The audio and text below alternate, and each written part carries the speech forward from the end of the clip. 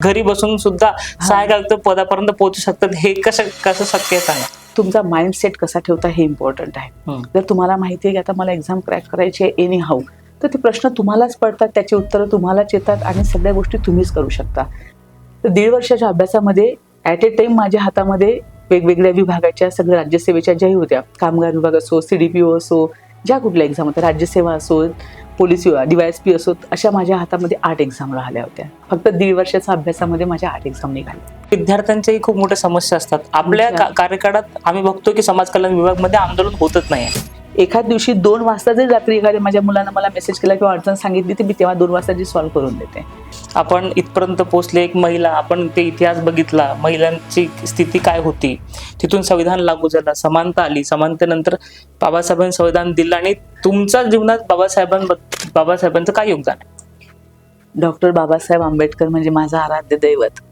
एक सगळ्यात मोठं चॅलेंज होतं की मांगारुळी लोकांसाठी घरकुलं बनवणे.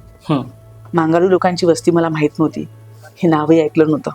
त्या लोकांचं जीवन असं आहे की ते लोक पालाच्या घरामध्ये राहतात, अजूनही पाऊस आला तर पाईपमध्ये राहतात, आणि ते लोक चोरीचं जे असेल पॉकेट मारणे, चोरी करणे, बस त्याच्यावर उपजीविका करतात. त्या लोकांकडे कुठे डॉक्युमेंट्स नाही. घरकुल तर खूप दूरची गोष्ट आहे.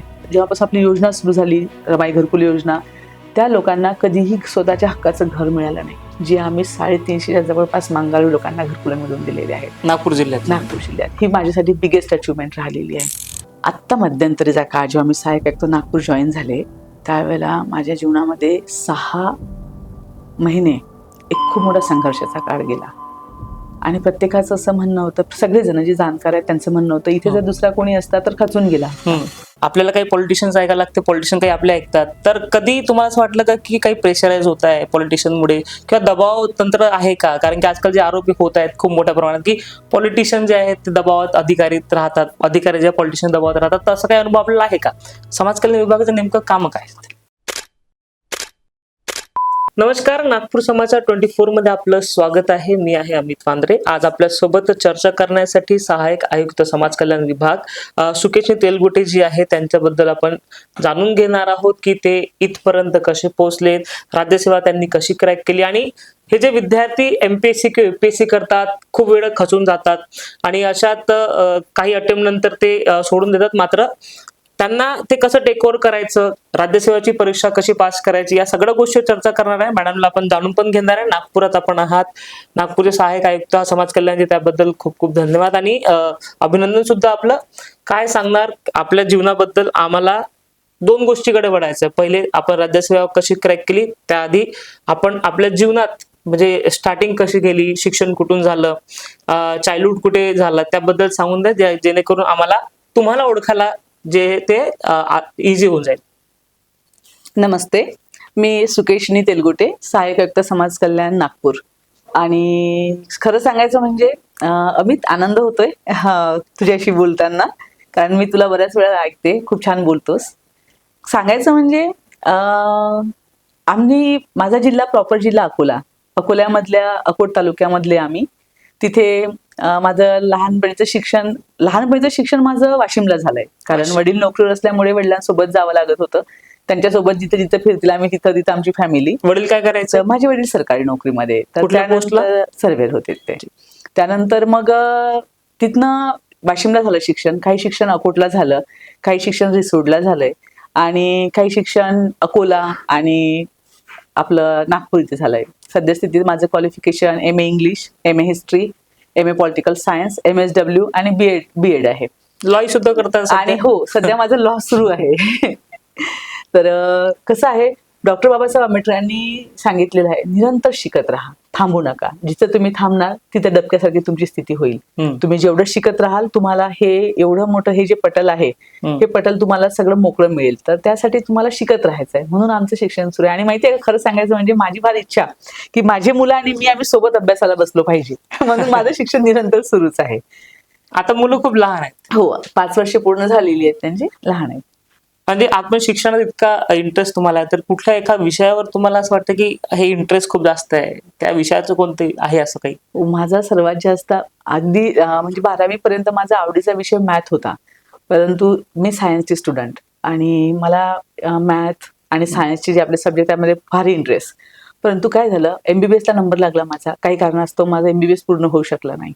त्यानंतर मग मी MA हिस्ट्री केलं, कारण मला राज्यसेवेचा हिस्ट्रीचा पेपर माझा मेन्सला होता, त्यामुळे तो कव्हर करण्यासाठी MA हिस्ट्री केलं. तेव्हापासून हिस्ट्री माझा फार फेवरेट विषय झालेला आहे आणि आता पण मला हिस्ट्रीमध्ये फार आवड आहे. सायन्स बॅकग्राऊंड MBBS आपण सुद्धा करत होते, आपण जे सांगितलं. त्यानंतर राज्यसेवा का असं, आणि राज्यसेवा पहिल्यापासून इंटरेस्ट होता की काय होत? नाही, काय झालं, मी राज्यसेवेची प्रिपरेशन लग्नानंतर केलेली. स्टुडंट असताना मी प्रिपरेशन केलेली नाही आहे. मिस्टरांसोबत एकदा त्यांच्या मामाकडे जात असताना एका दुकानामध्ये ते स्पर्धा परीक्षा मासिक दिसले आणि त्याच्यावर ते मला आधीपासून छंदच कपडे घेण्यापेक्षा पुस्तकं घेण्याचा. तर पुस्तकावर मला दिसलं की काही महिला, ज्या महिला होत्या त्या ऑफिसर झाल्या. मग तिथं कळलं की महिलांना ऑफिसर बनता येतं आणि त्या पुस्तकापासून ती प्रेरणा, मग ते स्पर्धा परीक्षा मासिक पुस्तकं जमा करायला सुरुवात केली, अभ्यास करणं. मी ज्या ठिकाणी राहत होते त्या ठिकाणी MPSC हा विषय नव्हता, MPSC माहीत पण नव्हती कुणाला. मी त्या अभ्यासाला सुरुवात केली, सर्व सेल्फ स्टडी केला आणि तिथून प्रेरणा घेऊन मी राज्यसेवा क्रॅक केली. आणि एक वेळ तर अशी होती की मी राज्यसेवेचे विविध परीक्षांचे 8 इंटरव्ह्यू दिलेले होते. त्याच्यापैकी मग मला समाज कल्याणचं एक असं होतं की आम्ही ज्या ठिकाणी जेव्हा वडिलांसोबत राहून आम्ही आमच्या गावाकडे येत होतो, आमच्या त्या एरियामध्ये येत होतो, त्या एरियामधले लोक खरंच मागासलेले होते. त्या लोकांसाठी काहीतरी करणं गरजेचं होतं. आणि हे फक्त ते लोक आपले होते, पण असे तर पूर्ण राज्यभर लोक आपले आहेत की ज्यांच्यासाठी काहीतरी करायचं आहे, समाजाच्या त्या घटकाला समाज प्रवाहामध्ये आणायचं आहे, जो घटक त्या प्रवाहापासून वंचित आहे. मग तेव्हापासून त्या सगळ्या याच्यामधून मी समाज कल्याणची पोस्ट निवडली होती आणि मी तिथे जॉईन झाले. लग्नानंतर आपण राज्यसेवा आले असं आपण म्हटलं, तर काय म्हणजे कुठल्या वयात आपण जे आहे हे राज्यसेवाची प्रिपरेशन सुरू केली आणि किती इंटरव्ह्यू म्हणजे आपण किती अटेम्प्ट नंतर जे राज्यसेवापर्यंत पोहोचले? मी ऍक्च्युली सगळ्यात मोठा मला सपोर्ट माझ्या MPSCच्या साठी मी जेवढे कॉम्पिटेटिव्ह एक्झाम दिल्यात सगळ्यात मोठा माझा सपोर्ट माझे पती. माझ्या मिस्टरांनी मला असा कुठलाच प्रॉब्लेम क्रिएट नाही झाला त्यांच्यामुळे, त्यांनी पूर्ण सपोर्ट केला आणि आज जी आहे मी ती फक्त माझ्या मिस्टरांमुळे आहे. फॅमिली म्हणजे सासरकडले सर्वांनी केला मदत, पण त्यातल्या त्यात मिस्टरांचा सगळ्यात मोठा सपोर्ट होता, कारण पतीचा सपोर्ट असणं सर्वात इम्पॉर्टंट गोष्ट असते सासरकडल्या ठिकाणी. आणि माझ्या सासऱ्यांचा मला खूप सपोर्ट झाला, माझे दीर पण तेवढे सपोर्टिव्ह, सासूबाई सगळ्या. आणि माहेरकडली मंडळी तर होतीच. तर मी फक्त 1.5 वर्ष अभ्यास केला राज्यसेवेचा. 1.5 वर्ष. आणि 1.5 वर्ष अभ्यास असा केला की मी रात्र जागून काढायची. तर 1.5 वर्षाच्या अभ्यासामध्ये ऍट ए टाइम माझ्या हातामध्ये वेगवेगळ्या विभागाच्या सगळ्या राज्यसेवेच्या ज्याही होत्या, कामगार विभाग असो, CDPO असो, ज्या कुठल्या एक्झाम होत्या, राज्यसेवा असो, पोलीस DYSP असो, अशा माझ्या हातामध्ये 8 एक्झाम राहिल्या होत्या. फक्त 1.5 वर्षाच्या अभ्यासामध्ये माझ्या 8 एक्झाम निघाल्या. म्हणजे 1.5 वर्षात तुम्ही असे किती तास, 18 तास अभ्यास करत होते? किती अभ्यास करत होते? कसं होतं, जॉईंट फॅमिली होती. जॉईंट फॅमिलीमध्ये सर्वजण होते. घरचे सगळे कामं आटपून सगळं करून मला जो अभ्यासाला वेळ मिळायचा त्या विषयामध्ये मी अभ्यास करायची. गृहिणी जे काम करतात ते सगळं करून आपण अभ्यास करत होते? घरीच करत होते की नाही? घरी अभ्यास कुठेच नाही, घरी. कारण आमच्याकडे ते वातावरणच नव्हतं ना, की MPSC म्हणजे काय हे माहिती नव्हतं. MPSC साठी पुण्याला जावं लागत होतं आणि नवीन लग्न झालं, पुण्याला पण मला कोण जाऊ देणार तिथे, तोही विषय होता. तर हे सगळं करून अमरावतीमध्ये केलं आपण? अकोला सगळं अकोल्यामध्ये? सगळं अकोट म्हणजे माझं तिथेच मी अभ्यास केलाय. आणि मग नंतर अमरावतीला येऊन तो माझा अभ्यास झालाय. 1.5 वर्षामध्ये सगळं निपटलंय. ट्युशन्स काही लावली की काही? सेल्फ स्टडी सगळं. कशा पद्धतीने करतात ते विद्यार्थ्यांना सांगा. खूपशे लोक जे आहे आजकाल मोठे मोठे इन्स्टिट्यूट आहे तिथे जातात आणि सांगतात आणि ते स्वतः फोटो लावतात की आमचे विद्यार्थी असे आहेत. घरी बसून सुद्धा सहाय्यक आयुक्त पदापर्यंत पोहोचू शकतात. हे कसं शक्य आहे सांगा? मी सर्व जे कॉम्पिटेटिव्हची तयारी करणारे लोक आहेत, मी सगळ्यांना, सर्व मुलांना सांगते, तुम्हाला अभ्यास करायचा आहे तर तुम्ही आधी तुमच्या मनाशी ठरवावं लागेल की मला काहीतरी बनायचं आहे, मला काहीतरी करायचं आहे. घातल्या पाण्याने गंगा कधीच वाहत नाही. कोणीतरी म्हणते म्हणून आम्ही खूप घंटो त्या स्टडी रूम मध्ये जाऊन बसतोय किंवा आम्ही स्टडी जे आपले क्लासेस असतात तिथे जाऊन बसतो, त्याने काही होत नाही. सेल्फ स्टडी करणारे अशी अनेक उदाहरणं आहेत की सेल्फ स्टडी करणारे देखील ते क्रॅक करतात एक्झाम. त्यासाठी तुम्हाला सर्वात आधी लागतं ते तुमचं डेडिकेशन.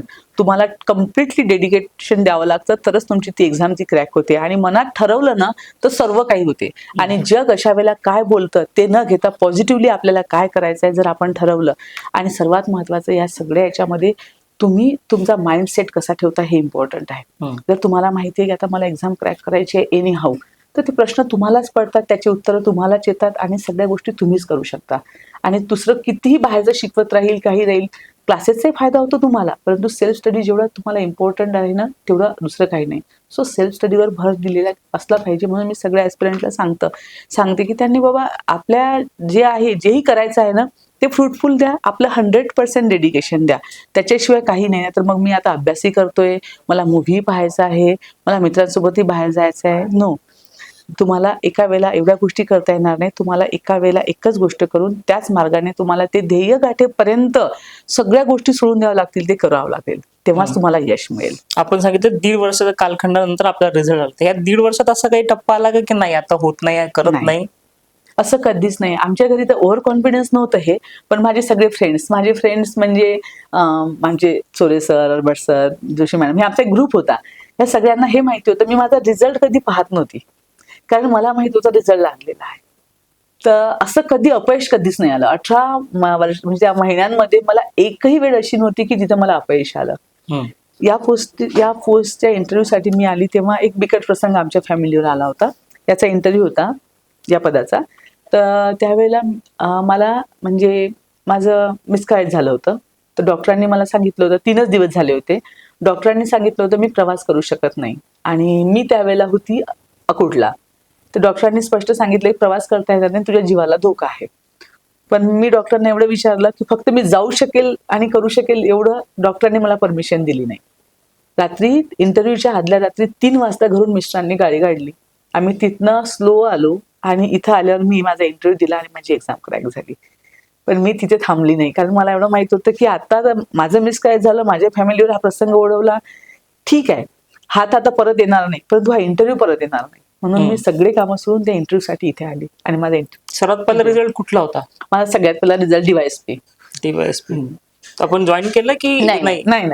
आपण DYSP नाही केलं, कामगार अधिकारी नाही केलं, CDPO नाही केलं, राज्यसेवेचं पण नाही केलं. आणि मग तुम्ही सगळे एक्झाम पास झाले, जितके एक्झाम दिली? येस. एक एक्झाम फेल झाला नाही. हे फक्त सेल्फ स्टडीमुळे? सगळं सेल्फ स्टडी. अरे बाप, खूप छान. अशा या सगळ्या गोष्टी मागे काय प्रेरणा होती? कोण प्रेरणा देणारे होते? काय झालं होतं, म्हणजे मी जेव्हा 11वी-12वीला माझ्या शाळेमध्ये चालायची जरी, तरी माझ्यामध्ये ते फिलिंग यायचं की मी डॉक्टर आहे, मला न्यूरोसर्जन बनायचं होतं. आणि त्यावेळेला म्हणजे सगळे कॉलेज सर्वांना हे माहित होतं की डॉक्टर बनणार, कारण मी 5ही फॅकल्टी मधली टॉपर असायची माझ्या कॉलेजमधली. मी कृषी ज्युनियर कॉलेजमधली स्टुडंट आहे अकोटची, तर मी टॉपर असायची आणि सगळ्यांना माहिती आहे ही डॉक्टर, माझ्या शिक्षकांना माहित होतं की ही डॉक्टरच बनणार आहे. परंतु MBBS ला नंबर लागू नये, सगळ्या गोष्टी होऊ नये, मी ते पूर्ण करू शकली नाही. मनामध्ये ती खंत होती. तर जर मी डॉक्टर बनून सेवा नाही करू शकली तर मला काहीतरी बनायचं आणि मी गृहिणी बनून राहू शकत नव्हती. तेवढंच फक्त लेबल माझ्या मागे लागणार नव्हतं. MBBS का पूर्ण झालं नाही? ह्याची थोडा प्रॉब्लेम आला होता, फॅमिली इश्यू होता, मग त्याच्यामुळे माझं पूर्ण झालं नाही. पण मग नंतर तुमच्या पूर्ण जीवनातील एक टप्पा जर बघितला तर कुठला संघर्ष सर्वात मोठा टप्पा होता? आत्ता मध्यंतरीचा काळ जेव्हा मी सहाय्यक आयुक्त नागपूर जॉईन झाले, त्यावेळेला माझ्या जीवनामध्ये 6 महिने एक खूप मोठा संघर्षाचा काळ गेला. आणि प्रत्येकाचं असं म्हणणं होतं, सगळेजण जे जाणकार आहेत त्यांचं म्हणणं होतं, इथे जर दुसरा कोणी असता तर खचून गेला असता. परंतु मित्रमंडळी, काही सिनियर्स, आपल्या सोबतचे लोक यांच्या सपोर्टमुळे म्हणा, माझं काम, तो संघर्ष, त्याच्यामुळे तो टप्पा पण निघून गेला. पण प्रार्थना करते की असा संघर्षाचा टप्पा कुणाच्या करिअरमध्ये येऊ नये जो माझ्या करिअरमध्ये आला. जर तुम्ही परमिशन द्याल तर मी विचारू की तो कोणता टप्पा होता असा? नाही, तुला उद्या आता. ठीक, चालेल. सहाय्यक आयुक्त झाल्यानंतर असे कुठले तुम्हाला चॅलेंजेस तुम्हाला वाटतं की इथे खूप मोठे चॅलेंजेस आहे? मी तुला आधी एक गोष्ट सांगते. इथे मी समाज कल्याणला सहाय्यक आयुक्त म्हणून जेव्हा जॉईन झाले तर छान केबिन, गाडी, सगळी मस्त बिल्डिंग, एकदम पॉश आहे सर्व आमच्याकडलं. तर बस हेच आपलं सहाय्यक आयुक्त आपण. परंतु समाजामध्ये जास्त मिसळत नव्हती मी. आमचे प्रादेशिक उपायुक्त सिद्धार्थ गायकवाड सर होते, ते अतिशय सामाजिक चळवळीमध्ये काम करतात, चळवळीचे व्यक्ती. तर मी सरांसोबत म्हणजे जाऊन, सरांच्या सोबत जाऊन, सरांच्या सोबत राहून मला त्या तळागाळापर्यंत पोहोचली की आता असं नाही आहे की मी कोणापर्यंत पोहोचू शकले नाही, मी आता तिथपर्यंत पोहोचली. आणि आता हे कामं करताना खूप सारे चॅलेंजेस, एक सगळ्यात मोठं चॅलेंज होतं की मांगारुळी लोकांसाठी घरकुलं बनवणे. मांगारुळी लोकांची वस्ती मला माहित नव्हती, हे नावही ऐकलं नव्हतं. गायकवाड सरांनी एक मिटिंग घेतली. त्यावेळेस आमचे आयुक्त प्रशांत नारनवरे सर होते. त्यांनी एक कमिटी स्थापन केली होती, प्रादेशिक कमिटी. त्याच्यामध्ये मेंबर सेक्रेटरी होती मी मांगारोळीच्या कामासाठी. तर सगळ्यात आधी आम्ही त्या वस्तीला गेलो. त्या लोकांचं जीवन असं आहे की ते लोक पालाच्या घरामध्ये राहतात अजूनही. पाऊस आला तर पाईपमध्ये राहतात आणि ते लोक चोरीचं जे असेल, पॉकेट मारणे, चोरी करणे, बस त्याच्यावर उपजीविका करतात. त्या लोकांकडे कुठे डॉक्युमेंट्स नाही. घरकुल तर खूप दूरची गोष्ट आहे. पालामध्ये राहणार लोक. व्हिडिओज पाहिले तर पाऊस आल्यावर ते पाणी एवढं मोठं वाढायचं की त्यांचे सगळे कपडे भांडे असे त्या पाण्यावर तरंगताना दिसत होते. तिथं 2 महिने एफर्ट घेतले पूर्ण. ते लोक सुरुवातीला आम्हाला ओळखत नव्हते, कारण त्यांचं म्हणणं असे खूप लोक येतात, खूप लोक जातात. तर आम्हाला ते काही रिस्पॉन्स करत नव्हते. परंतु जेव्हा त्यांना लक्षात आलं की इथे काहीतरी आहे, तर आज रोजी नागपूर जिल्ह्यामधल्या मांगारोळीसाठी जेव्हापासून स्वातंत्र्यपूर्व काळापासून या मांगारोळी लोकांची वस्ती आपल्या गाव वस्तीच्या बाहेर असते. यांना आत ठेवत नव्हते. तर जेव्हापासून आपली योजना सुरू झाली, रमाई घरकुल योजना, त्या लोकांना कधीही स्वतःच्या हक्काचं घर मिळालं नाही. जे आम्ही 350च्या जवळपास मांगारोळी लोकांना घरकुलं मिळवून दिलेले आहेत नागपूर जिल्ह्यात. ही माझ्यासाठी बिगेस्ट अचिव्हमेंट राहिलेली आहे. दुसरं तृतीयपंथी म्हणजे देवाने त्यांना एवढं मोठं दुःख दिलेलं आहे. आजही आपण त्यांना आपल्यामध्ये समाविष्ट करून घेत नाही. आधी आपण त्यांना दूर लोटतो. तुम्ही बाहेर कुठेही जा, त्यांना आपण अशा उपेक्षित नजरेने पाहतो त्या लोकांना. पण आमच्यासाठी सगळे आमचे जे तृतीयपंथी आहेत, मी सांगते अमित तुला आणखी गोष्ट, की जेवढे तृतीयपंथी नागपूर जिल्ह्यातले आहेत ना, असे फार कमी भेटतील जे मला ओळखत नाही. कारण मी त्यांच्या घरापर्यंत जाते, त्यांच्यासोबत राहते. म्हणजे त्यांच्यासोबत कुठेही भेटलेत ना, ते अगदी मला असे हात लावून वगैरे गोष्टी करतील, एवढे चांगले म्हणजे त्यांच्यासोबत आहे. त्यांच्यासाठी बरंच काम केलेलं आहे. आणि पूर्ण राज्यातली पहिली शिवभोजन थाळी आम्ही तृतीयपंथ्यांना मिळवून दिलेली आहे, जी आपले मुख्यमंत्री माननीय देवेंद्रजी फडणवीस सर यांच्या मार्गदर्शनातून आणि यांच्या याच्यातून आम्हाला ती शिवभोजन थाळी मिळालेली आहे. ती आमची एक बिगेस्ट अचिव्हमेंट. आणि ज्येष्ठ नागरिकांसाठी तर आम्ही कामं करतोच, अनेक कामं. आपण आपल्या पोस्टिंग मध्ये सर्वात इम्पॉर्टंट गोष्टी जी आता आपण सांगा मांगारोळी, त्याच्या व्यतिरिक्त विद्यार्थ्यांच्याही खूप मोठ्या समस्या असतात. आपल्या कार्यकाळात आम्ही बघतो की समाज कल्याण विभागामध्ये आंदोलन होतच नाही. ते कसं शक्य झालं? काय झालंय, सर्वात आधी मी माझा मोबाईल नंबर, जो माझा पर्सनल नंबर आहे, तो मी एकदम तिथे लावून ठेवलेला. तो हे करून टाकलेला आहे की कुणालाही कुठली अडचण पडली बाबा मला मेसेज करा. माझ्या हॉस्टेलमधले, माझ्याकडे total 29 hostels and residential school आहे. तर तुम्ही कुठल्याही हॉस्टेलमध्ये जाऊन पहा, मुलांना जेवढे सुविधा द्यायच्या आहेत, ज्या ज्या लागतात त्या आम्ही दिलेल्या आहे. आता सध्या अधिवेशन काळामध्ये माननीय मंत्री महोदय, सामाजिक न्याय मंत्री संजय सिरसाट सर आमच्या हॉस्टेल्सला आणि रेसिडेन्शियल स्कूलला भेट दिली. राज्यातली बेस्ट स्कूल म्हणालेत. एवढी सुंदर शाळा आहे. तिथे तुम्ही भेट द्या, तुम्हाला तिथे गेल्यावर असं लक्षात येईल की राज्यातली बेस्ट स्कूल आहे.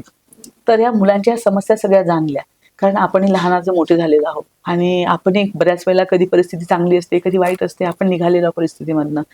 त्या मुलांसाठी करायचं होतं. आज त्या मुलांसाठी सगळं केलेलं आहे. आणि साधं एखाद दिवशी 2 वाजता जरी रात्री एखाद्या माझ्या मुलानं मला मेसेज केला किंवा अडचण सांगितली, तर मी तेव्हा 2 वाजता जी सॉल्व्ह करून देते.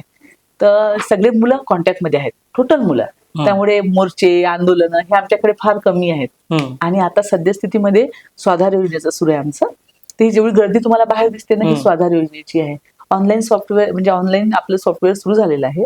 पोरांना काही अडचणी त्यामध्ये येतात, तर मग आम्ही काय करतो, त्यांना फॉर्म रिटर्न करून देतो अडचणी आल्या त्याच्यामध्ये, कारण ऑनलाईन आहे ना सर्व. मग ते जातात कॅफेला जाऊन तिथे ते डाउनलोड करतात, मग ते आणतात, आम्हाला देतात, तिथून आम्हाला टाकतात, मग आम्ही परत करतो. पोरांना कॅफेला जायचं काम नाही पडलं पाहिजे म्हणून आम्ही इथे 3 ते 4 स्कॅनर, प्रिंटर, झेरॉक्स मशीन सगळ्या लावल्या.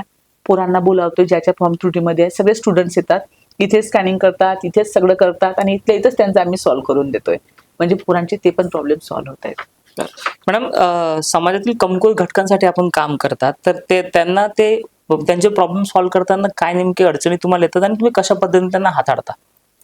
समाजामधले कमकुवत घटक जे आहेत, एक तर आपल्या महिला, कमकुवत म्हणता येत नाही, परंतु ते अजून त्या योजना त्यांच्यापर्यंत पोहोचत नाहीत. जसे ट्रान्सजेंडर झाले, ज्येष्ठ नागरिक झाले. ज्येष्ठ नागरिकांच्या समस्या तर एवढ्या त्यांच्या भयंकर समस्या असतात, आपण त्यांच्याकडे बरेच समाज दुर्लक्ष करतोय.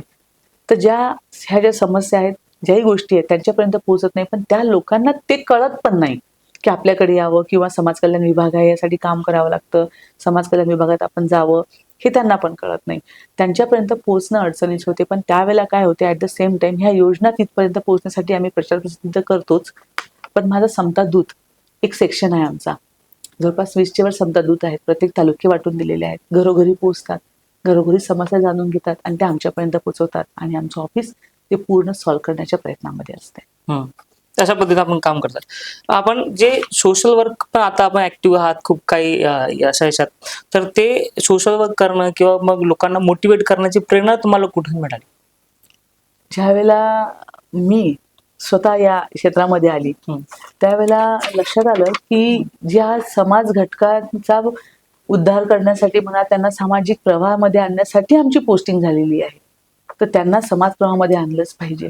आणि तेव्हापासून त्या लोकांसाठी असं म्हणजे जे मोटिवेशनल असो, जेव्हा कुठल्याही सामाजिक घटकाचे जेही काही कार्यक्रम असो किंवा आणखी कुठल्या गोष्टी असो, त्याच्यामध्ये हे भाग घेऊन तेवढं पूर्ण करतो, कारण त्या लोकांना मोटिवेट करणं अत्यंत आवश्यक आहे.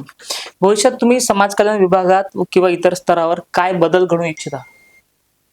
सर्वात प्रथम जे हॉस्टेल्स आहे, ज्यात आमचे माननीय सचिव महोदय हर्षदीप कांबळे सर यांनी खूप मनावर घेतलंय आणि आमचे जे रेंटेड बिल्डिंग होत्या हॉस्टेलच्या, कारण आमची स्वतःची जी बिल्डिंग आहे गव्हर्नमेंटची ती खूपच मस्त आहे, मस्त छान मोठी आहे, सुंदर आहे, इमारती मस्त आहेत. सरांनी स्वतः त्यात पूर्ण स्वतःला झोकून दिलं आणि नागपूर जिल्ह्यामध्ये एवढे सारे हॉस्टेल्स ते त्यांनी गव्हर्नमेंटचे बनवलेले आहेत. आता बिल्डिंग आमची ते प्रशासकीय मान्यता येत आहेत, बऱ्याचशा गोष्टी होत आहेत. तर एकच राहील की जे मुलं आहेत ते स्टुडंट्स जे आहेत, स्टुडंटसाठी एक राहणार की त्या सगळ्या रेंटेड बिल्डिंग मध्ये राहणाऱ्यांना एक आपली स्वतःची बिल्डिंग भेटावी आणि ज्या पोरांच्या हॉस्टेलला नंबर लागत नाही त्यांना स्वाधार मिळावं, म्हणजे कोणताही विद्यार्थी शिक्षणापासून वंचित राहिला नाही पाहिजे. बऱ्याचशा समस्या येतात, त्यांच्या त्या समस्या सोडवण्यासाठी आम्ही सदैव तत्पर असतोच. महिलांच्या अनेक योजना असतात, त्या महिलांच्या योजना त्यांच्यापर्यंत पोहोचल्या पाहिजे आणि त्या स्वतःच्या पायावर उभ्या राहिल्या पाहिजे. कारण आज महिलांना आपण पाहतो, महिलांना जे महिला आपण म्हणतो की अवकाशात गेलेली आहे, आपल्या समुद्रात खूप खोलवर गेलेली आहे, पण हे काही काही ठराविक ठिकाणचं चित्र आहे. आजही समाजातील तो घटक जो आहे तो दुर्लक्षित आहे, त्या घटकाला या समाज प्रवाहामध्ये आणणं आमचं कर्तव्य आहे. महत्वाचं तिसरं म्हणजे तृतीयपंथी, तो घटक आमचा अविभाज्य घटक आहे. तृतीयपंथींना सोबत घेऊन चालावं लागेल, ज्येष्ठ नागरिक आहेत, ज्येष्ठ नागरिकांना सोबत घेऊन चालावं लागेल. या सर्वांना समाज प्रवाहामध्ये आणण्यासाठी सामाजिक न्याय विभाग सदैव कटिबद्ध राहील. एक प्रश्न नेहमी उपस्थित होतो की समाज कल्याण विभागात काय उपक्रम चालतात, विद्यार्थ्यांचे असो किंवा ज्येष्ठ नागरिक असो किंवा इतर घटकांसाठी असो, ते लोकांपर्यंत येत नाही. नेमकं समाज कल्याण विभाग करतं काय याच्याबद्दल लोकांना माहितीच नसते. काय सांगणार आपण, समाज कल्याण विभागाने नेमकं काम काय, कुठल्या कुठल्या घटकांसाठी काम करतं, कुठल्या की फक्त विद्यार्थ्यांचं काम करतं? लोकांना अर्ध्याहून जास्त लोकांना हे माहिती असते की समाज कल्याण विभाग म्हणजे कास्ट सर्टिफिकेट काढणं, त्याच्या व्यतिरिक्त काहीच नाही. समाज कल्याण विभागाचं नेमकं काम काय असते? महत्वाचं म्हणजे सामाजिक न्याय विभाग हा म्हणजे लहानापासून तो मोठ्यापर्यंत आबाल वृद्धापर्यंत काम करणारा विभाग आहे. याच्यामध्ये प्रत्येक घटक समाविष्ट आहे, म्हणजे जो समाजापासून सामाजिक प्रवाहामधून वंचित आहे किंवा त्याच्यापासून दूर आहे, तो प्रत्येक घटकाचा समावेश सामाजिक न्यायामध्ये येतो. सामाजिक न्याय त्याचा अर्थ आहे. त्या सगळ्या घटकांना सामाजिक न्याय मिळवून देणं हा आमचा सर्वात मोठा कल असतो. आम्ही विद्यार्थ्यांसाठी काम करतो. सगळ्या स्कॉलरशिपच्या म्हणजे अनुसूचित जाती घटकातील जेही सगळे आहेत, अनुसूचित जातीमधले जेवढे सगळे हे लोक आहेत त्या लोकांसाठी आम्ही काम करतो. विद्यार्थी आहेत, विद्यार्थ्यांसाठी स्कॉलरशिपच्या योजना आहेत, वसतिगृह आहे, रेसिडेन्शियल स्कूल आहे, त्यातल्या त्या सफाई कामगारांच्या मुलांसाठी एक शाळा आहे आमच्याकडे, ती पण शाळा चालते. रेसिडेन्शियल स्कूल्स आहेत आमच्याकडे की जे दूरच्या जिल्ह्यांमधले मुलं जे शिक्षणापासून वंचित नाही राहिले पाहिजे त्यांना जेवणाची निवासाची सोय आम्ही करून देतो. हॉस्टेल्स तर आपली आहेतच. महिलांसाठी आम्ही योजना आहेत आमच्याकडे, ज्या आम्ही त्यांना मिनी ट्रॅक्टर देतोय आणि ते त्यांचं काम करू शकल्या पाहिजे, त्या उपजीविका करू शकल्या पाहिजे. ज्येष्ठांसाठीच्या योजना आहेत आमच्याकडे, तृतीयपंथीयांच्या योजना आहेत, ऊसतोड कामगारांच्या ह्या योजना आम्ही राबवत होतो यापूर्वी.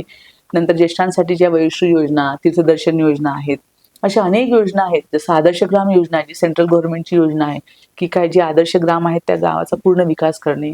त्यानंतर सर्वात महत्त्वाचं एक अनुसूचित जाती उपयोजना असते जी प्रत्येक जिल्ह्याची असते. त्या जिल्ह्यामध्ये आम्ही 14 शासकीय यंत्रणांना निधी देतोय. 14 शासकीय यंत्रणा, जसे पशुसंवर्धन विभाग असेल, समाज कल्याण जिल्हा परिषदचा विभाग असेल, त्यानंतर कृषी विकास विभाग असेल, नगर प्रशासन विभाग असेल, या सर्वांना आम्ही त्यांच्या कार्यक्षेत्रात येणाऱ्या जे तेवढे अनुसूचित जातीचे लोक आहेत त्यांच्या योजना राबवण्यासाठी आम्ही निधी प्रोव्हाइड करतो. जसे आता तुम्ही पाहताय पूर्ण जिथे कुठे जाणार तुम्ही जिल्ह्यामध्ये तुम्हाला रस्ते दिसतील. दलित वस्ती नाही म्हणत त्याला, अनुसूचित जाती उपयोजनेअंतर्गत नवबौद्ध घटकांच्या ज्या योजना वस्त्या आहेत त्या ठिकाणी तुम्हाला रस्ते, नाल्या, वाचनालय, नंतर तुम्हाला समाज भवन दिसतील. हे सर्व समाज कल्याणनी बांधलेले आहे. ते समाज कल्याणाचा निधी तिथे जातोय. जसं तिथं आता काही काही ठिकाणी खूप सुंदर सुंदर वाचनालय बनलेले आहेत. समाज कल्याणचा फंड असतो त्याला. समाज कल्याण एका व्यापक स्तरावर काम करते जिल्ह्यामध्ये, खूप मोठ्या स्तरावर. ठीक आहे मॅम, एक प्रश्न वैयक्तिक. आपण इथे सहाय्यक आयुक्त म्हणून काम करता, घरी आई सुद्धा आणि बायको सुद्धा, कशा पद्धतीने समतोल असतो या सगळ्या गोष्टीचा? सगळ्यात महत्वाचं, ऑफिसला आली की मी आई नसते आणि घरी गेली की मी ऑफिसर नसते. बस दोघांना एकमेकांपासून दूर ठेवलेलं आहे, त्याच्यामुळे अगदी व्यवस्थित सुरू आहे. आणि मुलं खूप समजदार आहेत. म्हणजे म्हणतात ना की जे वर्किंग वुमन असतात ना, त्यांची मुलं खूप समजदार असतात. तर तसेच मुलं आहेत. आणि घरी मुलांसाठी आई पण आहे आणि सासूबाई पण आहेत, दोघी जणी पण असतात. आणि त्यांना त्या दोघीच त्यांना एवढ्या चांगल्या तऱ्हेने वागवतात की मुलांना म्हणजे माझी कमी जाणवू देत नाहीत त्या.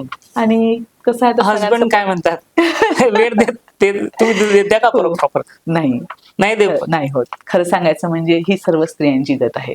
जेवढे महिला ऑफिसर्स तुम्ही पाहणार, प्रत्येकाला विचारा, घरी वेळ देता होतच नाही. कारण कसं असतं, बराचसा वेळ इकडे निघून जातो, तेवढा वेळ देणं होत नाही. परंतु घरचे लोक एवढे समजदार आहेत की सर्वजण ऍडजस्ट करून घेतात. आणि अशात तर आपण इतकं मोठ्या पदावर आहात, तर रात्री 2 वाजता तुम्हाला काम येत असतात. हो, मुलांचे झालं असं की जे मुलं आहेत, आमचा संबंध जिवंत व्यक्तींसोबत येतो. आमची मुलं आहेत एवढे हॉस्टेल्स आणि रेसिडेन्सी स्कूलमध्ये, त्यांचे कधी कॉल्स आले किंवा काही मेसेज आले किंवा काही आलं, त्याला आपल्याला रिप्लाय तेव्हा द्यावा लागतो.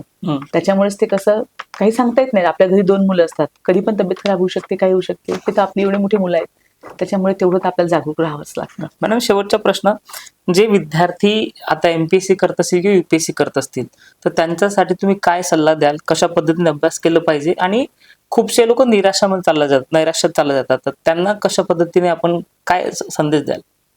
खरं सांगायचं म्हणजे, जेवढी आहेत, मी बऱ्याच ठिकाणी मार्गदर्शनाला जाते मुलांना, तर मी आवर्जून एक गोष्ट सांगते की आपल्याला जन्म देऊन लहानाचं मोठं करेपर्यंत आई वडिलांनी अतिशय जास्त कष्ट घेतलेले आहेत. इझी नाही आहे काहीच.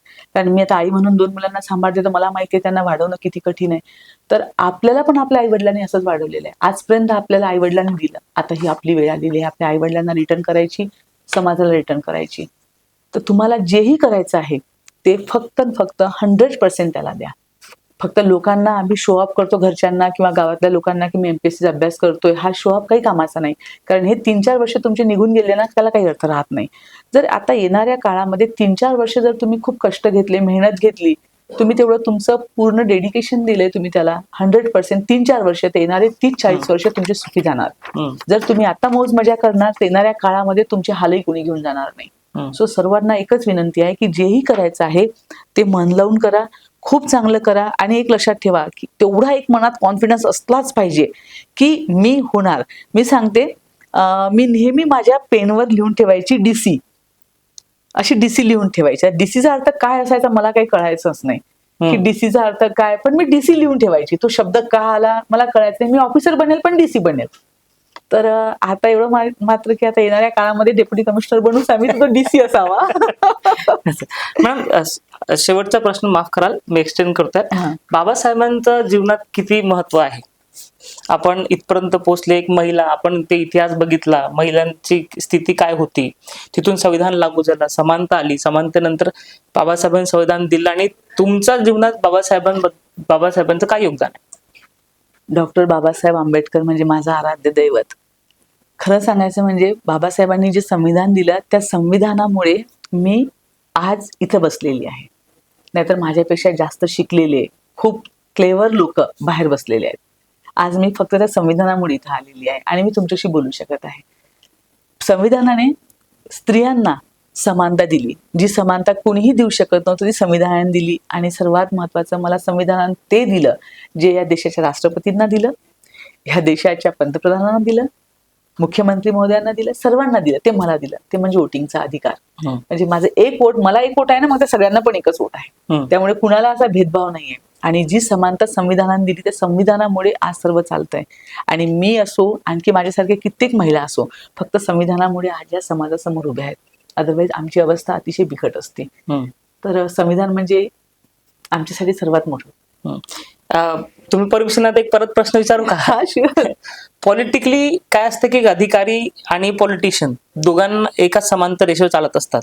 आपल्याला काही पॉलिटिशियन्स ऐकायला लागते, पॉलिटिशियन काही आपले ऐकतात. तर कधी तुम्हाला असं वाटलं का की काही प्रेशराईज होत आहे पॉलिटिशियनमुळे किंवा दबाव तंत्र आहे का? कारण की आजकाल जे आरोपी होत आहेत खूप मोठ्या प्रमाणात की पॉलिटिशियन जे आहेत ते दबावात अधिकारीत राहतात, अधिकारी जे पॉलिटिशियन दबावात राहतात, तर असं काही अनुभव आपल्याला आहे का? नागपूर जिल्ह्यामध्ये जेवढे सन्मान्य लोकप्रतिनिधी आहे, माझा अनुभव आहे आजपर्यंत एकदाही त्यांनी कधी माझ्यावर दबाव टाकला नाही किंवा दबावामध्ये आम्ही कोणती कामं केलं नाही. लोकप्रतिनिधी जेव्हाही दबाव टाकतात ते स्वतःच्या वैयक्तिक स्वार्थासाठी टाकत नाही, तर त्यांच्याकडे पण समाजाचे कोणते तरी घटक गेलेले असतात, त्यांना ते काम करून घ्यायचं असते आणि त्या समाजाच्या घटकापर्यंत त्यांना पोहोचायचं असते, म्हणून ते आम्हाला सांगतात. पण लोकप्रतिनिधीच्या बाबतीत एक गोष्ट मी तुम्हाला नक्कीच सांगते, जर त्यांचं काम होत नसेल किंवा नियमात बसत नसेल आणि त्यांना जर सांगितलं की सर हे नियमात बसत नाही, तर ते कधीच अट्टहास करत नाही. आमच्या बाबतीत घडते असं, काम सांगितलं ना आपण सांगितलं सर नियमात बसत नाही, ठीक आहे म्हणतात, राहू द्या, पण नियमाच्या विरुद्ध जाऊन काम करा असं कधीच म्हणत नाही. नागपूर जिल्ह्यामधले एक आणि एक लोकप्रतिनिधी कधीही मी असं पाहिलेलं नाही की कुणी आमच्यावर प्रेशर टाकलेलं आहे, प्रेशराईज केलेलं आहे किंवा आम्हाला काही बोललेलं आहे. मुख्यमंत्री जिल्हा शहर मुख्यमंत्र्यांच्या अशात मुख्यमंत्री सॅटर्डे संडे नागपुरात असतात, तर अशात खूप तुम्हाला मीटिंग्स होत असेल, तर तिथे काही काय अनुभव? नाही, कसं आहे, माननीय मुख्यमंत्री महोदयांचा जिल्हा आहे आणि त्याच्यामुळे अर्ध टेन्शन तेच असते माणसाला की इथं खूपच ट्रान्सपरंटली आणि खूपच चांगलं काम करावं लागतं, कारण आमची छोटीशी गोष्ट, आमची चूक ही डिरेक्टली त्यांना अफेक्ट करणारी राहते. त्याच्यामुळे आम्ही प्रत्येक गोष्ट काम करताना असंच करतो की आमच्या हातून असं काही चूक घडू नये जेणेकरून माननीय म्हणजे मुख्यमंत्री महोदयांपर्यंत काही पोहोचेल. आम्ही काम तसं करतो आणि माननीय मुख्यमंत्री महोदय अतिशय सामंजस्य माणूस आणि वंचिताच्या त्या वंचित घटकापर्यंत पोहोचण्यासाठी प्रत्येक अधिकाऱ्याला प्रेरित करणारी व्यक्तिमत्व म्हणजे आदरणीय देवेंद्रजी फडणवीस सर. खूप खूप धन्यवाद मॅडम, आपण आपल्या जीवनाबद्दल सांगितलं, आपला वर्किंग एक्सपिरियन्स आपण सांगितला, जनतेपर्यंत पोहोचलं त्याबद्दल खूप खूप धन्यवाद. थँक्यू.